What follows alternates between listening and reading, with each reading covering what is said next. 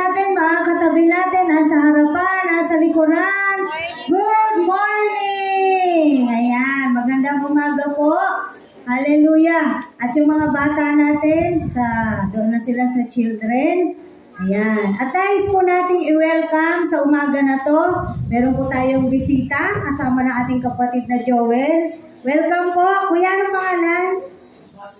Basil. Si Kuya Basil. Welcome po natin si Kuya Basil sa Panginoon. Amen. Hallelujah. Welcome po. Kayo po ay nasa SCM or Sambayang Cristiano Ministries. Ito po ay born again. Full gospel. Dito po para lang po sa kaalaman ninyo kung nasaan po kayo naroon na simbahan. Amen. Purihin po ang Panginoon. At tayo po ay nagagalak din, syempre. Salamat po sa buhay ng bawat isa. Amen? Dahil tayo po ay malalakas. Amen! At isa pa pong kinagagalak natin, no? At syempre, siguro mas maganda. Tatawagin na lang natin yung malapit na malapit sa Kanya. Salamat sa Panginoon. Nandito po kasama na natin si Jen. Hallelujah! Amen! Si Jen po, para sa iba, yung mga hindi nakakaalam, siya po yung pinagpe-pray natin from Divine. Nalipat siya sa Jose Reyes at eto na po siya ngayon kasama natin. Siguro mas maganda, Ate Josie, no? Meron siyang konting ibabahagi po sa atin at magpapasalamat sa Panginoon. Siyempre, marami pong maraming kwento si Ate Josie. Kaya, tingnan mo, hindi pa siya pumapanik, umiiyak na siya. Yan po ay luha ng kagalakan dahil siya po ay nanay. Sa mga nanay, makaka-relate kayo, di ba?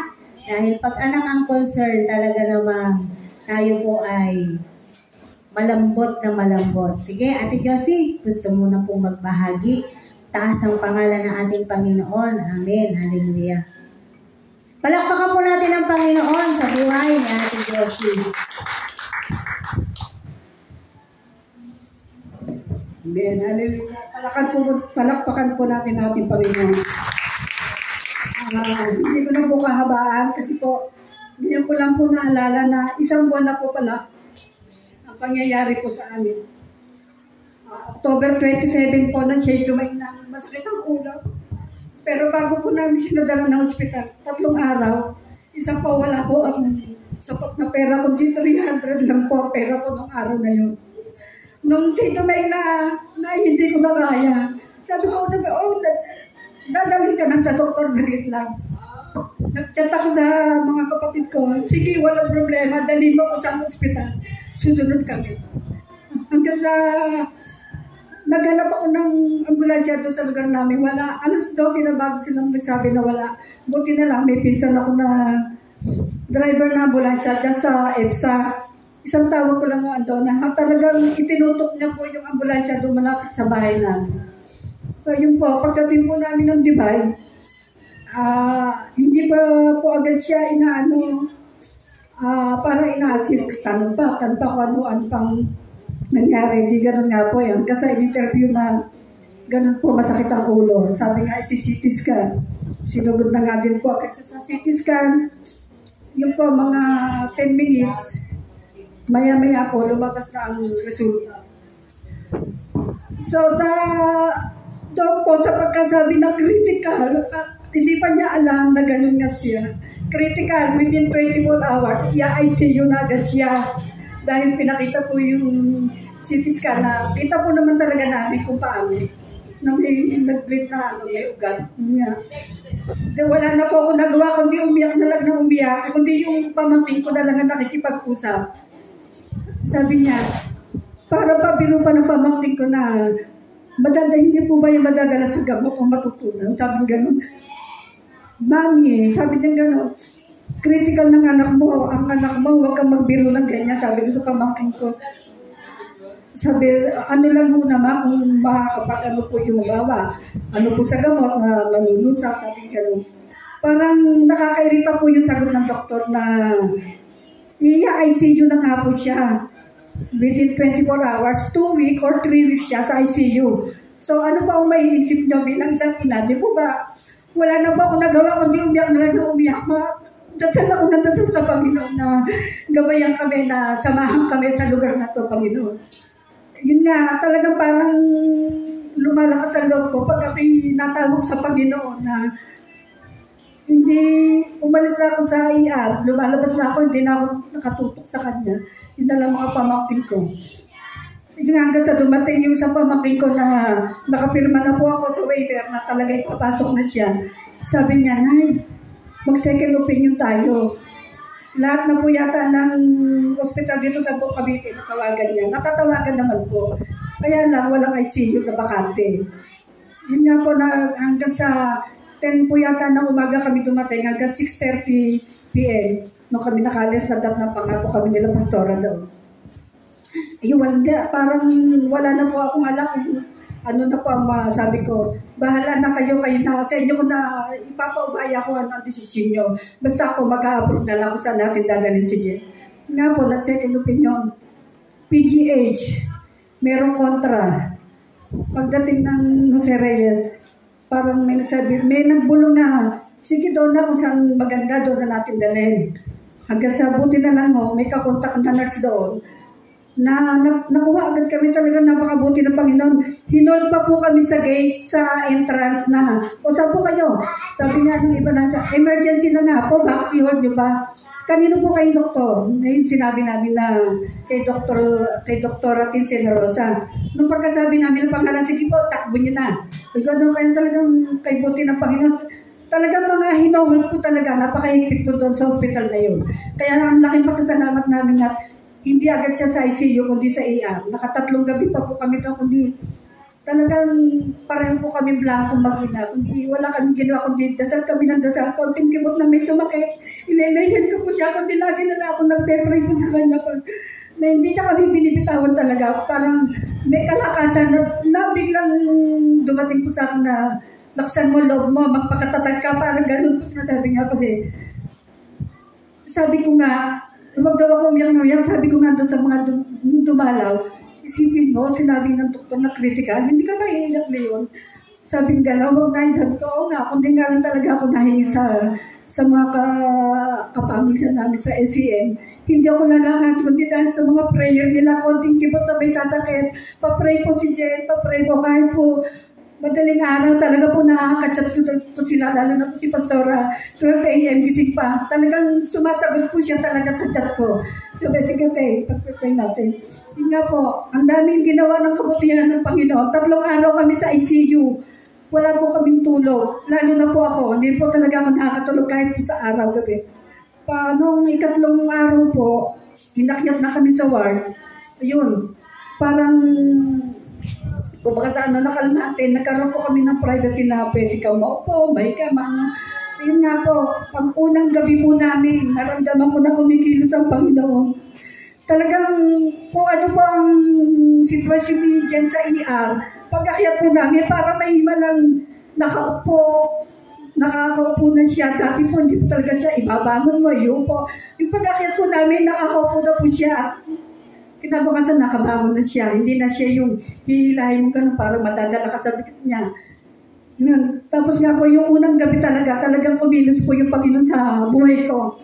Talagang bawal po, isa lang po ang bantay talaga. Nung gabing yung time na yun, hindi po may dumalo po yung kapatid ko, pamangkin ko, 3 po kami sa isang bed. Nung pagdating ng 7:30, panay po ang ikot ng mga guard na pinalalabas sila, pilit silang pinalalabas talaga. Nakiusap ako sa una, sabi ko baka pwede po. Kasi po 3 araw, gabi na ako hindi natutulog, 3 araw, sabi ko ganun. Hindi pumayag, sa ikalawa, hindi rin po, ay pumayag naman, no? Pagdating sa 3, sobrang higpit.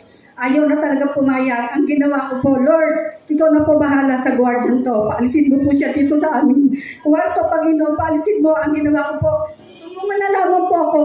Hanggang sa hindi na po ako sumasagot sa mga tanong niya. Hindi ko pa alam na, bigla ako, sige po, pagbibigyan ko kayo. Ngayong gabi lang na to. Sabi ko, oo nga po, nakikusap naman ako. Ngayong gabi lang ako makatulog. Okay na po sa akin. Nga po, hindi ko na siya pinansin. Sabi ko, Lord, paalisin mo po itong guardian na to sa harapan namin. Paalisin mo na po. Yung mamaya nga, sige po. Yung talaga sabi ko, salamat talaga sa Lord. Yung pa nung umaga po, lumabas ako ng CR. Hindi naman po ako nalulula, kundi nakakapit naman po ako, marami nakakita. Pero hindi po ako ramdam ko, hindi ako nalulula. Noong biglang may nurse na nag-aayos ng mga bantay, sakto na siya ang duty. Hindi ko alam na bakit biglang gumayon sa bed na sandal ako sa pader.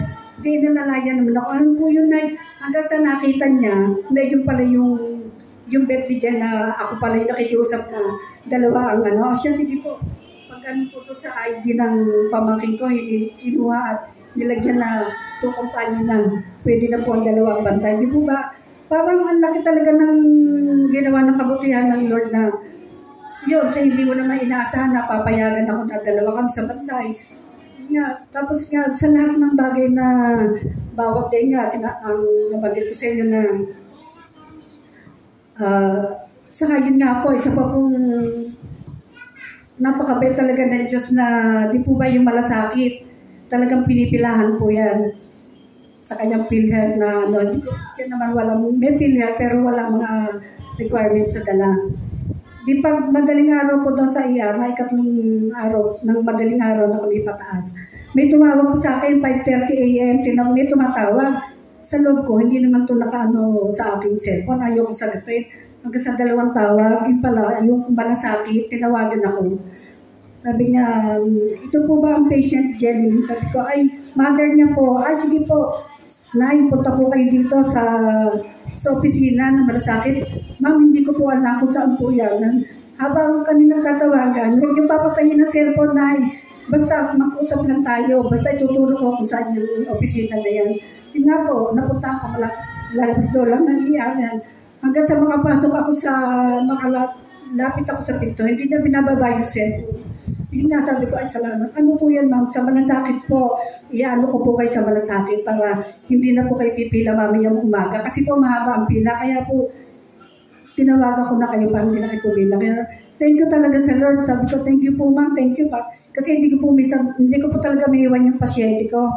Yun nga, hanggang sa sabi na, bukas 7 a.m., pumila ka sa PhilHealth. Pag-akyat naman namin, hindi na ako nakababa. Hindi na ako pag kinawawala na, akala niya, wala siyang kasama. Hindi ako 3 araw din po ako doon sa taas. Hindi na ako napunta ng PhilHealth hanggang sa umakyat na po yung PhilHealth doon po sa nurse station at ipinatawag po ulit ako. Ayun. Kaya po talagang napakabuti ng Diyos na sabi ko, hindi ko naranasan yung kanyang mga lakad-lakad. Lagi niya akong ginagabayan hanggang sa, ito na nga po, lagi kami nagpe-pray ni Joy na makauwi na. Talaga naman po, isa pa pong kay buti ng Panginoon, talaga hindi siya nakakatayo.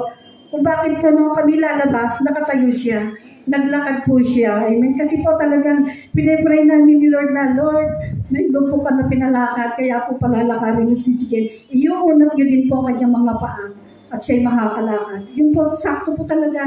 Nagulat na lang kami at naglakad siya nung kami lalabas. Kaya ang daming pangyayari na lahat ng mga gagawin sa kanya, lagi ng tupalo. Sabi nga niya, ang tagal naman, huwag mo nang isipin, nilusaw na ni Lord yan, yung sakit mo. Pinagaling ka na ni Lord. Kasi isipin mo, 24 oras ka, walang swero. Maswerte ka sa mga pasyente, ikaw lang ang walang swero. Dahil lagi niya natatanggal ang Isipin mo, wala akong diba? Ang laking, sabi nga ng ang laking pagpapala niya sa iyo, isipin mo magaling ka na, huwag mo isipin na may sakit ka. Yan. Kaya yun po talaga, hanggang ito nga po sa, okay lang po tapos na. Tapos yun nga, sabi nga, uwi, for MRI. 2 buwan po ang proseso doon sa kanila. Kaya dito din naman po, matagal din naman sa atin. So, ngayon po, gandang balita at may nakuha po kami guarantee letter kay Congressman na 30K. Ang aming pong MRI ay 48,300. So, konti na lang po. Opo, kaya ngayon, bago kami kaya salamat sa Panginoon talagang kumikilos po siya. Isipin niyo po kahit linggo, may nag-text sa akin ngayon, nang bibiyahe kami, nag-text yung opisina ni Mayor na bukas daw po, may makukuha din ako para sa kanya. Kaya dito, kaya talagang pag kumilos ang Panginoon talagang walang imposible sa kanya. Lahat ay mapangyayari sa tuloy niya. Kaya huwag tayong magsawang manalangin. Ramdam natin yung pag-ibig ng Diyos. Maliit man o malaki pa, talagang nariyan siya. Isang tawag nga lang natin sa kanya, nariyan na. Yun nga po, bukas nga po, ang ano ko agad, MRI at social service. Sabi ko sa kanya, punta muna ako sa munisipyo, hindi nga ako pandagdag. Yun nga, sabi ko naman nga, talagang kay Bernard, susunod ka ako, si BM Moret naman na magte-text sa akin. Kasi 3 lang yung nilapitan kung maaasahan talaga. Kaya talagang salamat. Kaya hanggang sa bahay, hanggang sa, pag may nararamdaman siya, di po ba, walang tigil ako na, siguro nagsasawa na rin kayo sa kachat-chat ko na papray po si Jen, papray, yun nga, yun.